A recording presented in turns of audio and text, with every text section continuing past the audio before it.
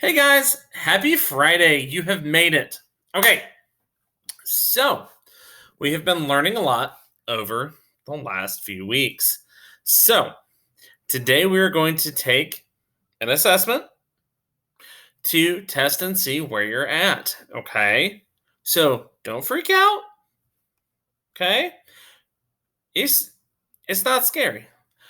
We're going to go over some of the stuff that we have talked about over the last few weeks, and I'm doing that to help you remember what we've learned and maybe answer a few questions. So, pay very close attention. Make sure there are no distractions around you.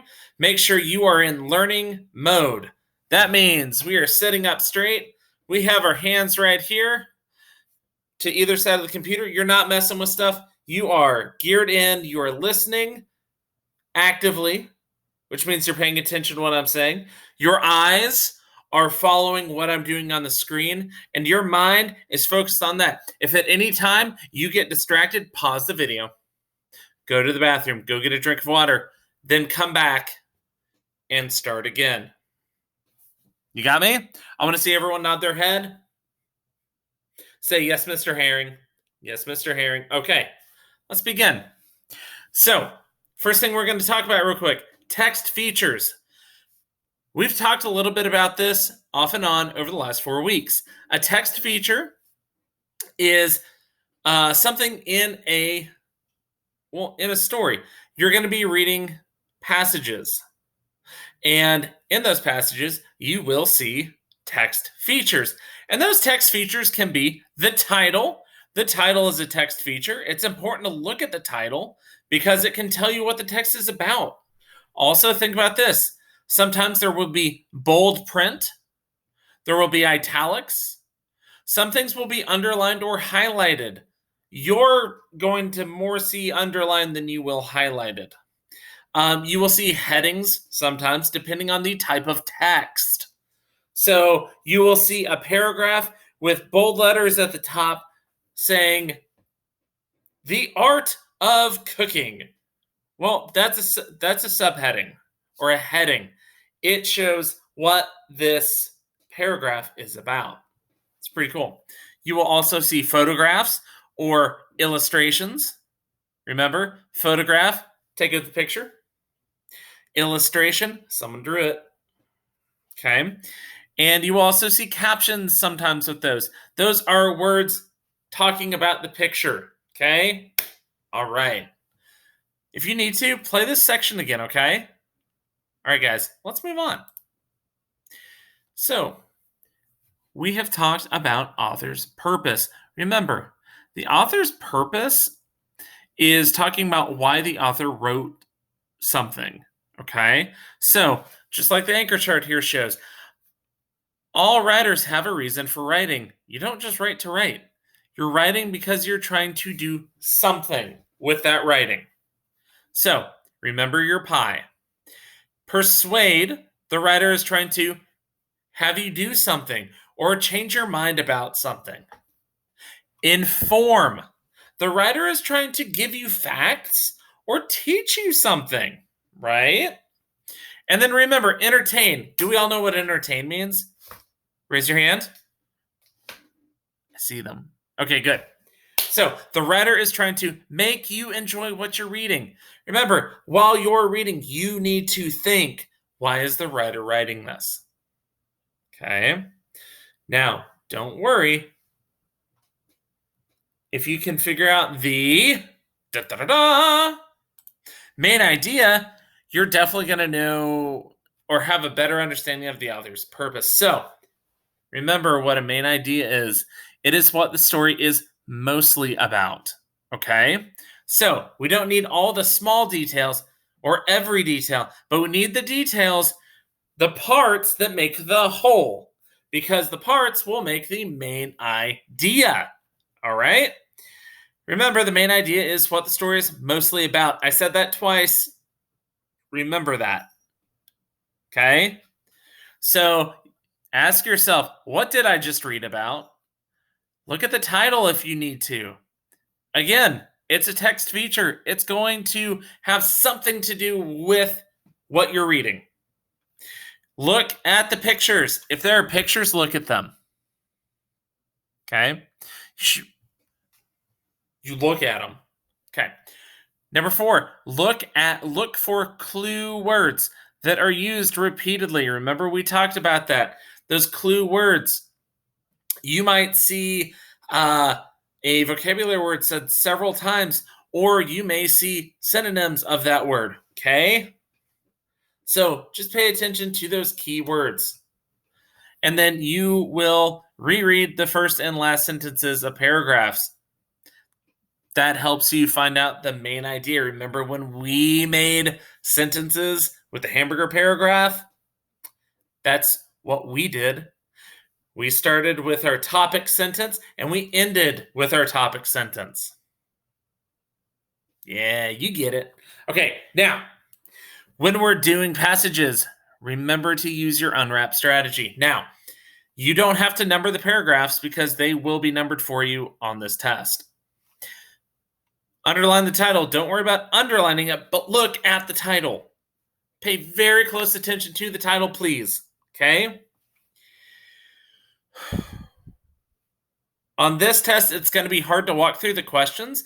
So you can look at the question before you answer it and before you read. Okay? So read the passage. Of course, read the passage. You have to. But make sure you also look through the passage, okay?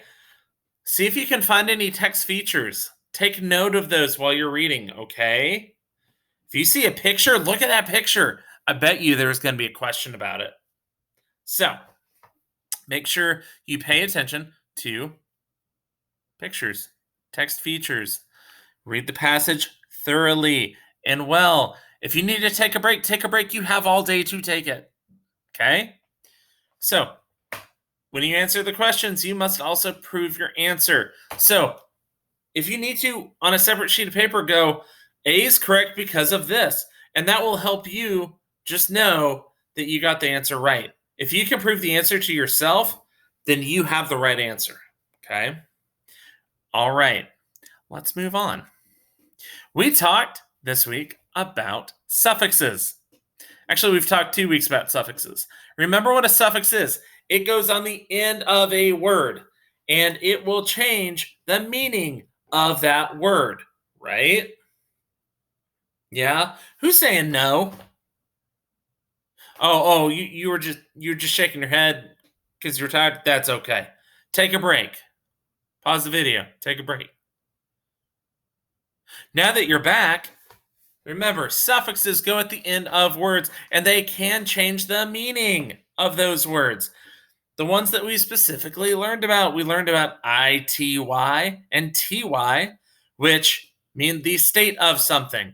So, it can change the meaning of the word to mean the state of that word. Right? So, what else did we talk about? Ment. MENT. Action or process. Government. The process of governing. I know it's weird, right? Yeah. We also talked about IC, or having characteristics of. Scientific. So, having characteristics of science, right? Yeah? All right. Good job, guys. Okay. Next. So, we've been talking about sentences, right?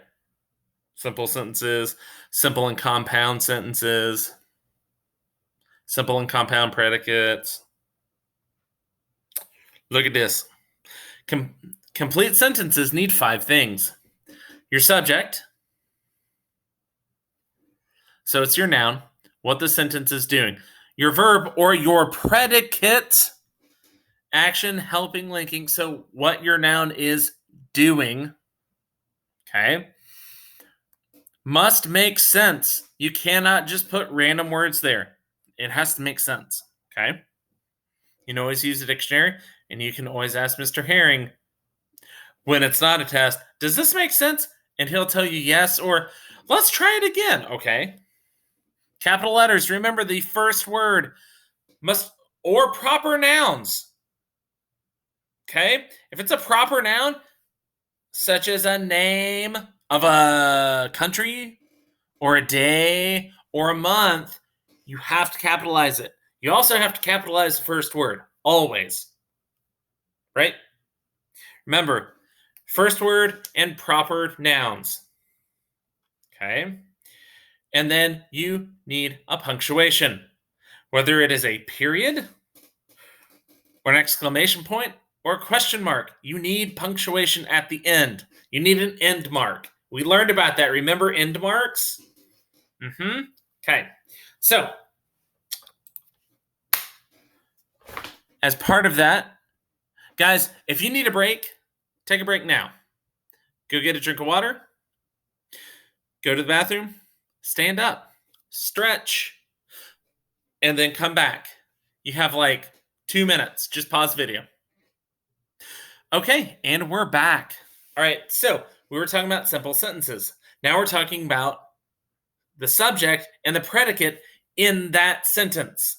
Now remember, all simple sentences have a subject, which is your who or what the sentence is about, or your noun, and it has a predicate. It's what the subject does or is, your verb. So you will always have a predicate describing what your subject is doing. It has to be in your sentence, okay? All right. We're good? Are we good? Is it here? Is it here? Raise your hand. Raise the other hand. Go. Subject needs a predicate to be a sentence.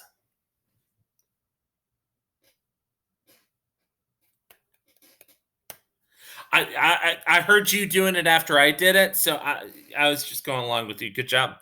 Okay, last thing.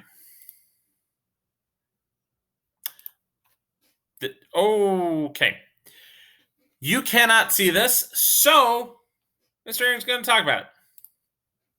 So, guys, remember we have been learning about personal narratives. So, remember what a personal narrative is. A personal, meaning you, the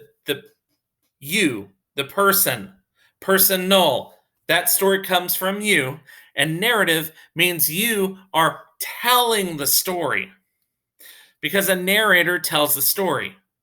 Personal narrative means you tell the story, and you would tell it just like if you were talking to somebody. Okay? So, remember your details in a personal narrative. We've been talking about composing with details that make sense. Relevant details. We've been talking about how you should sound when you're talking about something. If you're talking about a fun time, you should sound happy. If you're talking about a sad time, you should sound sad. Okay. Guys, I believe in you. When you start the test, if you need to take a break, take a break. Okay? I believe in you. I know you can do this. You're awesome. Don't worry too much about how many questions there are. You have all day to take this. Do your best. I believe in you. All right, guys, if there's anything I can help you with, if you have a technology issue,